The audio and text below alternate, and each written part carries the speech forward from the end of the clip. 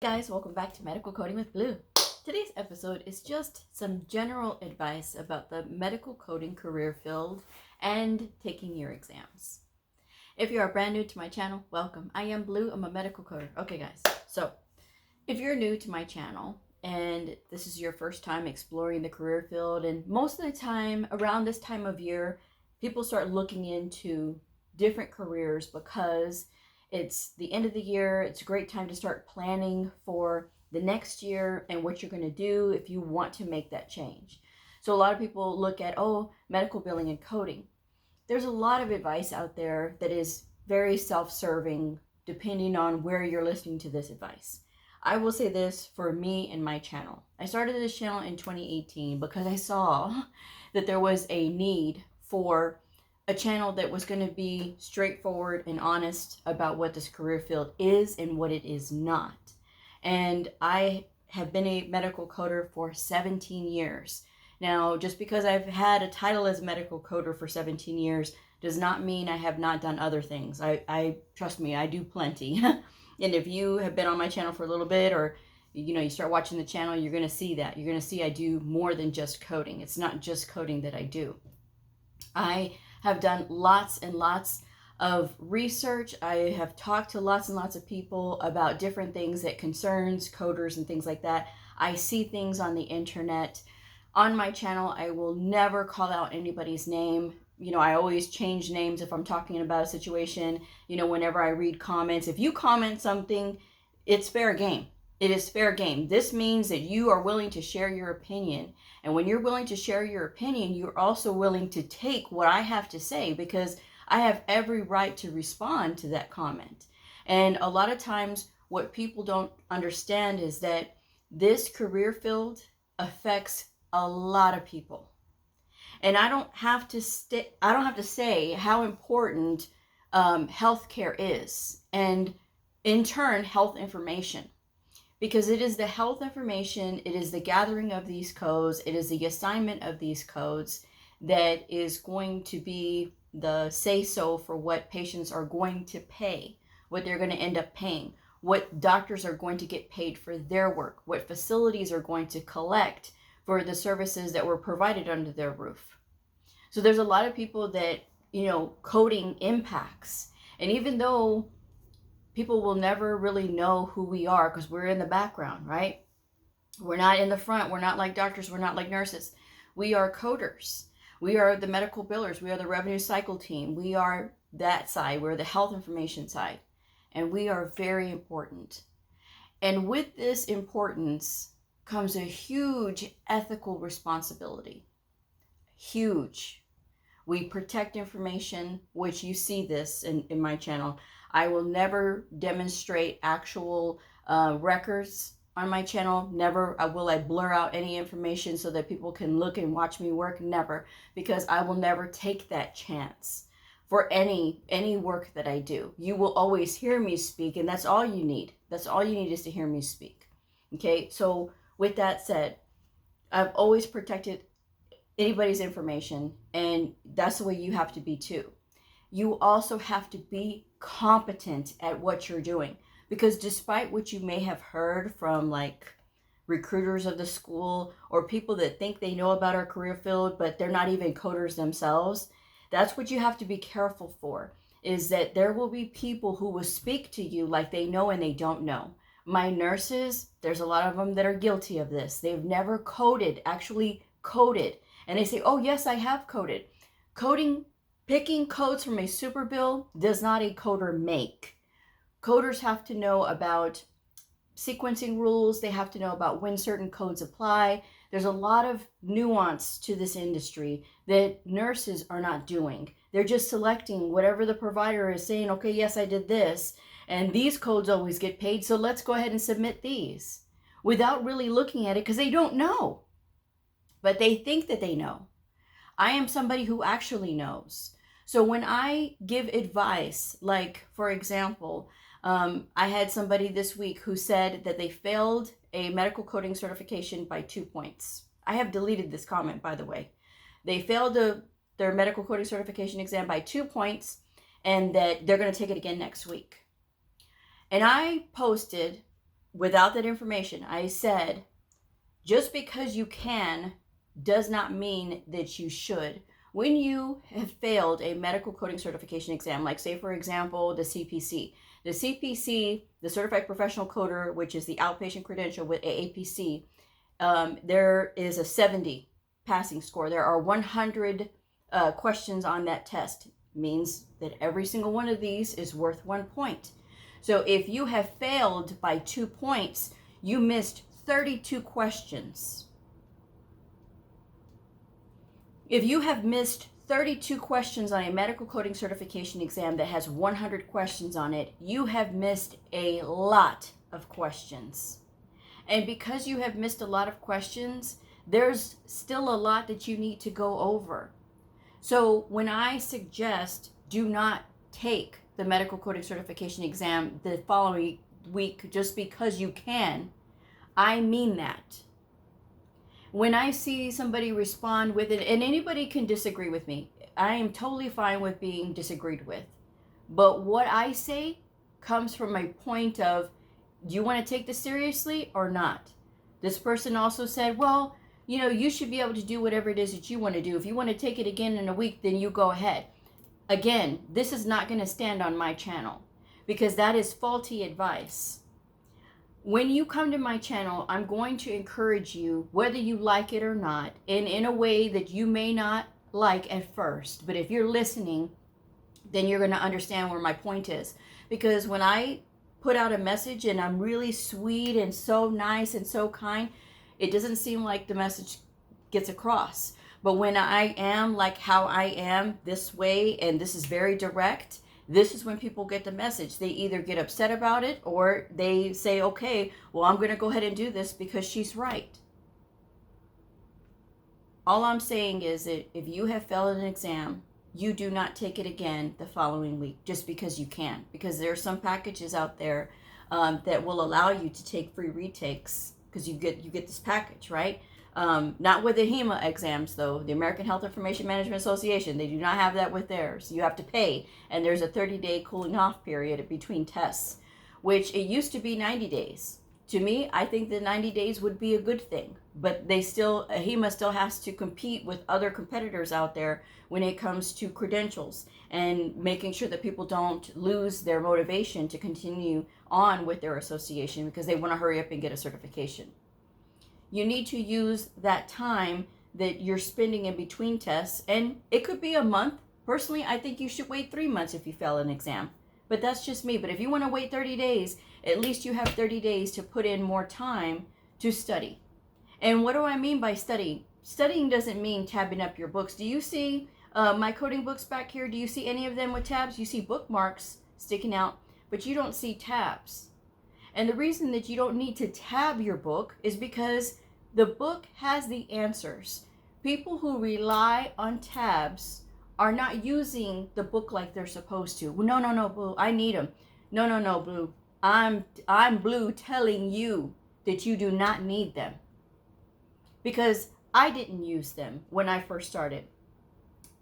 17 years ago, when I was taking my certification exam, and I was going through that whole process, when I was going through it, at the time, AHIMA said no tabs in the books. Even if they came with a book at the time, could not have tabs. Now, AHIMA says if the tabs come with the books, then yes, you can apply the tabs, which the CPT manual, Current Procedural Terminology Manual by the AMA, which we all have to have, comes with its own set of tabs.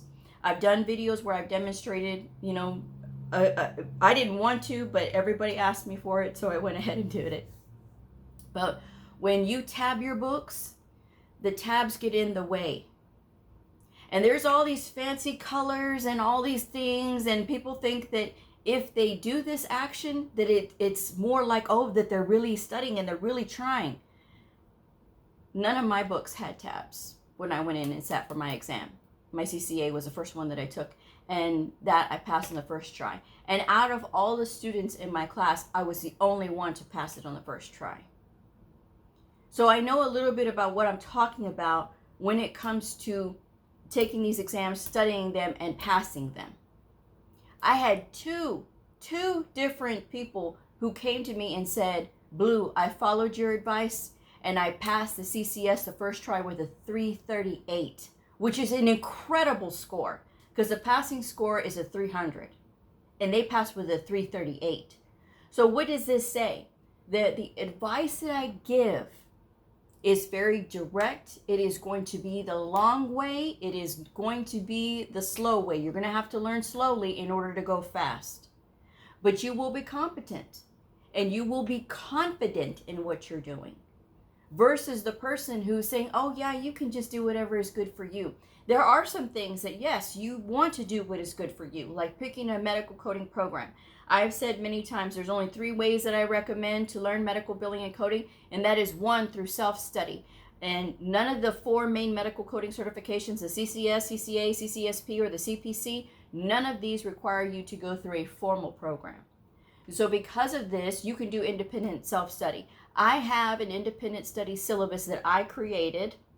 It is available for purchase. You can find that in the description box below, the link to order, right, which is emailing me and letting me know. So you can learn that way, all right? And that, the cost for that is not even a fraction of what these schools charge. And these schools that are out here with these teachers that sometimes they like to teach and sometimes the teacher doesn't like to teach. It really all depends on the individual. I don't have relationships with these schools. I have said this so many times and I got to keep saying it because people will still ask me, well, what do you think about this program? Or what have you heard about this program? I can't give you guys an answer to that because I feel like if I say something about a particular school and oh yes, this is good, this is, and then you get into that school and maybe the teacher is not teaching you, then wouldn't you feel some type of way like, hey, she said this was good and it was not good?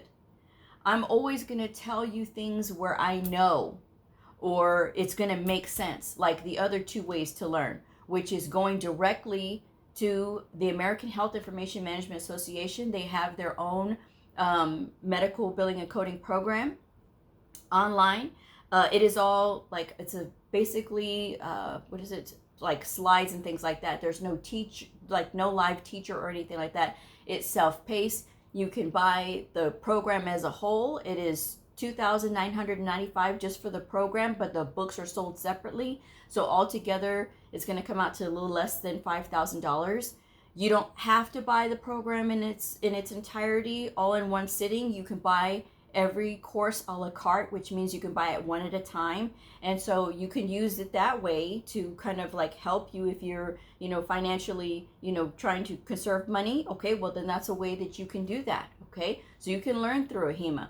AAPC, they have their course bundles and they have all kinds of deals and offers all the time. AAPC is a for-profit organization, so they have their advertising on lock. And that means that when they are advertising and having all kinds of deals and things like that, they're always having deals. So don't feel pressured to sign up for a program right away. If they say, okay, well, we have this, they'll have it again. Okay, so that's not a one-time thing. They do have frequent sales all the time. So, but you can go through there, you can purchase their program. They do allow payments on their program. Their program is set up a little bit differently. They have instructor-led, and then they have the self-paced where you're just on your own with no instructor. I've gotten mixed reviews on their instructor-led, and so again, I can't say, but I can say that if you're going to learn, you either go through my independent study or you go through the associations themselves, right? Because that makes sense. That's common sense to go directly through the associations. So those are the options that you have. And there's, again, all these programs, these cheapo programs out there. Oh yeah, we'll give you a free certification. There's those programs out there, but that free certification, no one looks for. And you can look at the job listings and you'll see that, are they looking for that certification? That's part of you using common sense and critical thinking to be out there looking. And don't get insulted by what I said when I say common sense, because the thing is, we have to kind of look at a situation like, yes, we are new, right? And we are trying to figure this whole thing out, but let's connect things a little bit easier, right? If I'm going to get into this industry, I'm going to I'm going to do my research and I'm going to look in, the job listings. Before, it used to be look in the newspaper, right? Because that's where we found our job listings, was in the newspaper when I looked, I knew nothing about medical coding when I first got into this.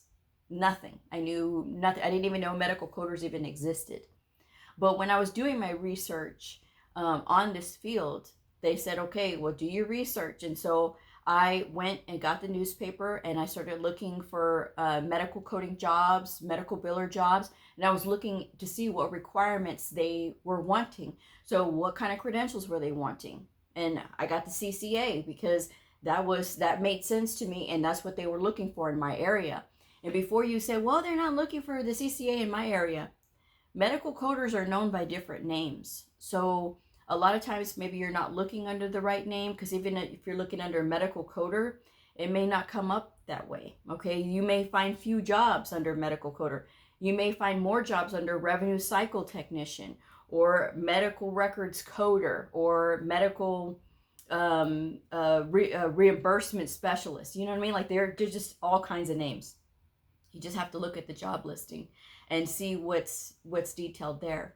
But looking to see like those credentials out there, that's going to help you to say, okay, well, they're looking for either association, and I don't have to have a college degree to be a medical coder. That's another misconception that is out there, is that people are thinking that they have to get a degree in order to be a medical coder. They think if they get the RHIA, which means that you have a Bachelor of Science in Health Information Management or a Bachelor of Science in Health Informatics and Information Management, they think that they've mastered medical coding, and that's just not true, because the RHIA and the people who hold a bachelor's degree are for our leaders. If you're not interested in leadership, then don't pursue that. Don't pursue it, because again, you're just wasting your money. Oh, well, no, I want to know everything. There's a time and a place to know everything. And then there's going to be, you want to learn everything and know everything that is going to pertain to what you do as a coder.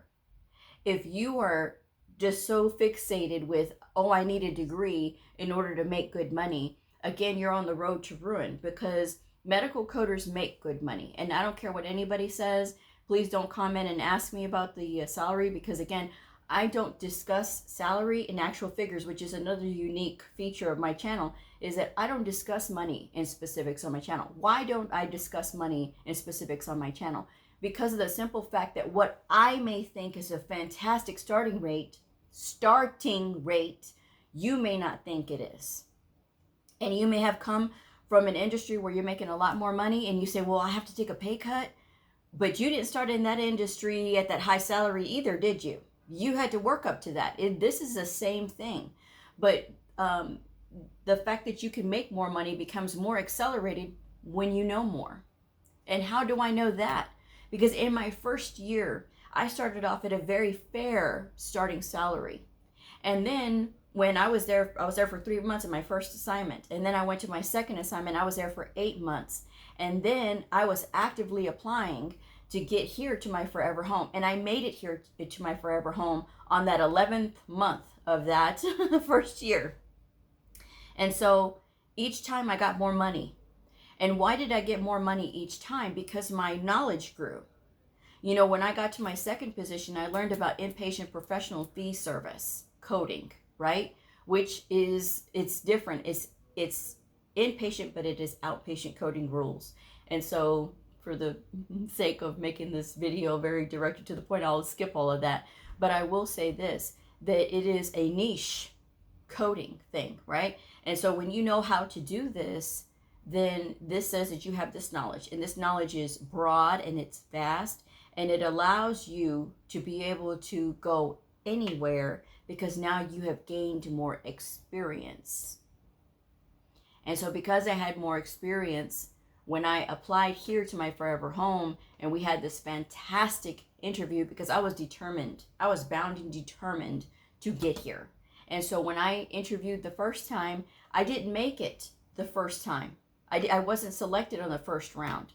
But when the job listing opened up again, and this time it was for an even better position, I applied for it because I knew that that was a good interview and I was going to get this job here because I had all the experience I needed, and there was a good connection in that interview.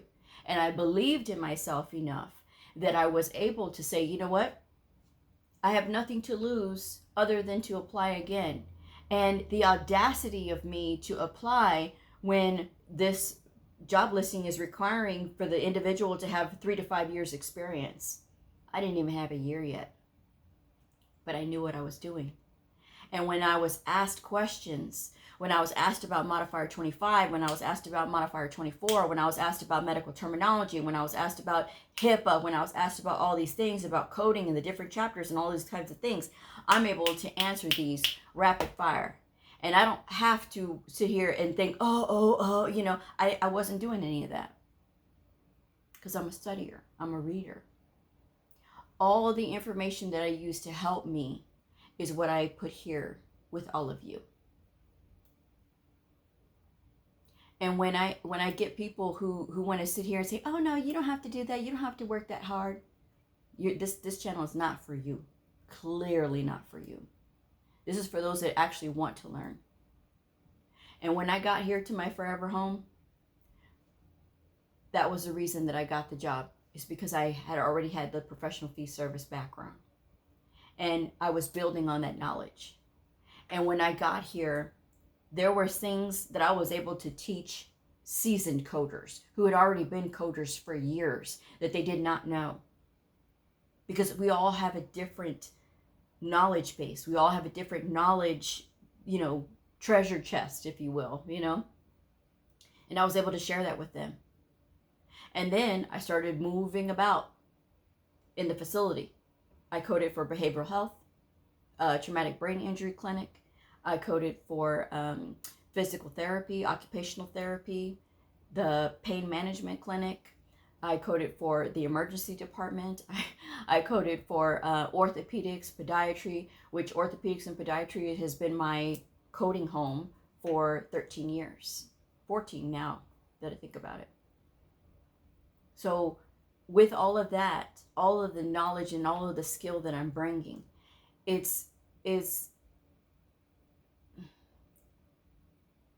I just wish that people would understand that when I'm coming to you and I'm bringing this information to you, it is for a reason. You came to my channel, you found my channel, I ended up on your feed for some reason because you're looking for answers. And it's never going to be the things that you 100% want to hear, but it's going to be the things that you should hear, the things that you should know. It's like when people tell me, well, Blue, I'm afraid to take the medical coding certification exam. Why are you afraid? I'm afraid of failing.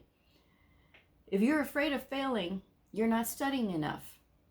No, I've been doing these cram sessions and I've been doing 8 hours and, I do 5 hours a week. That's not enough.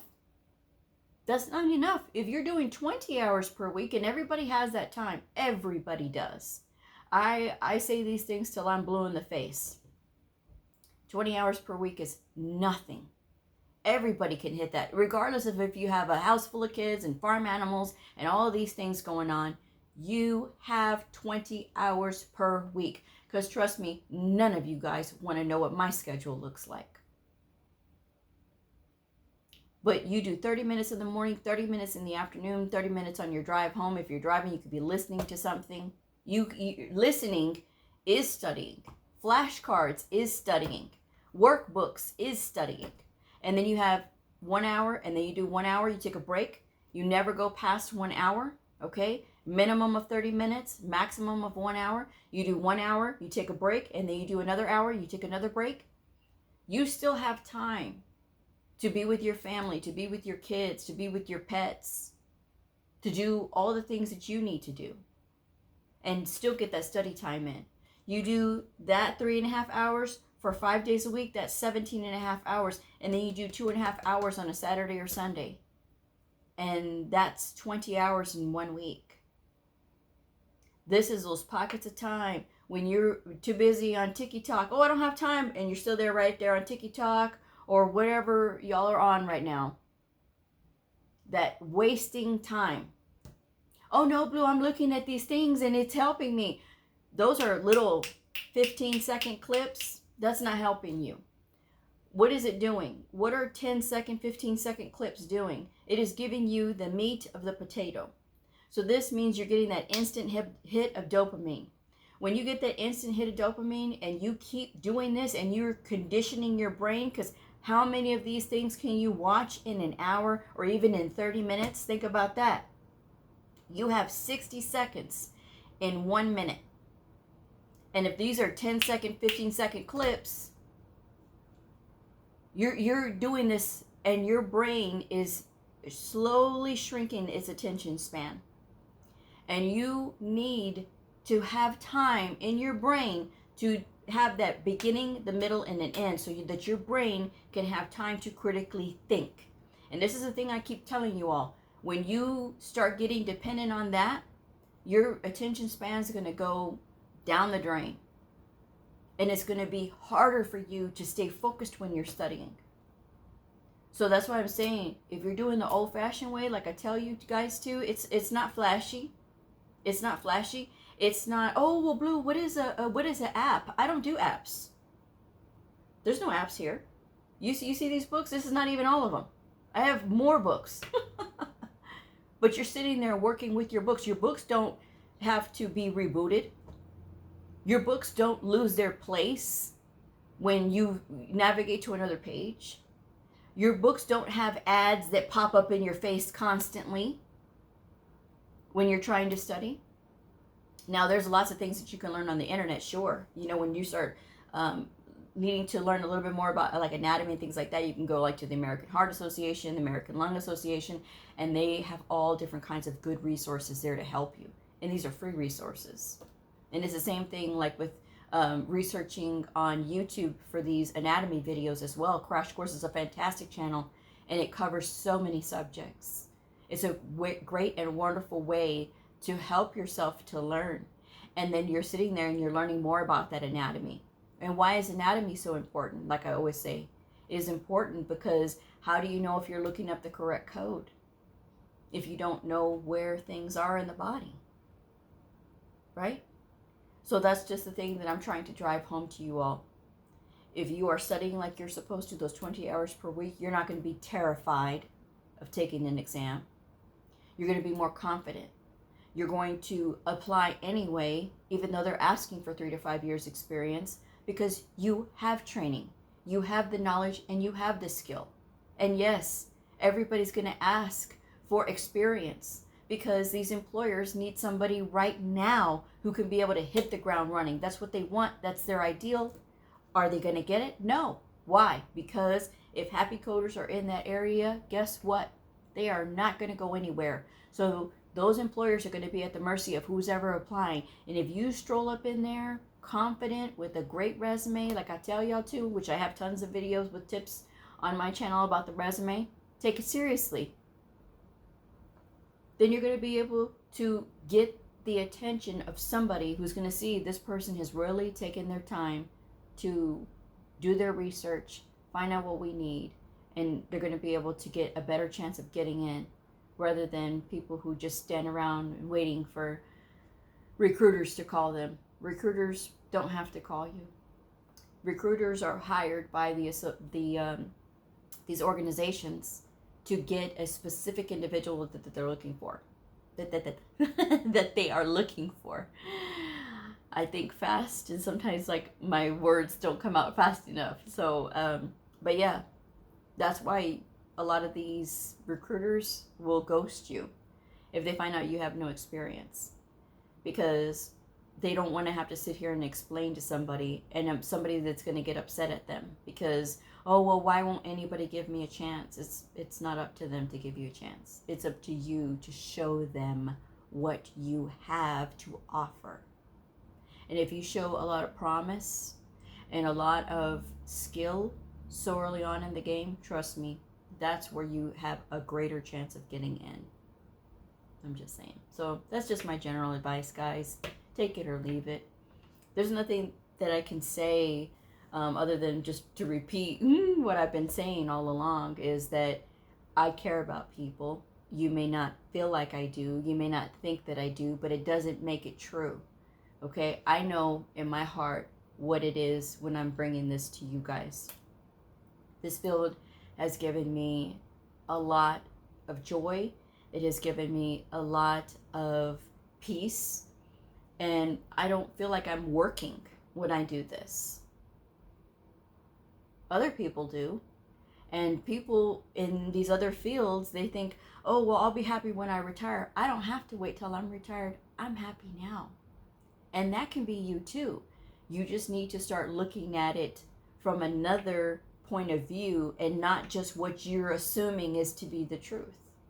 At least it's just my advice anyway. So with that said, I'm going to go ahead and wrap this one up. Thank you guys so much for joining me. If this video helped you, please like, subscribe, and share. And I'll see y'all next time. Bye.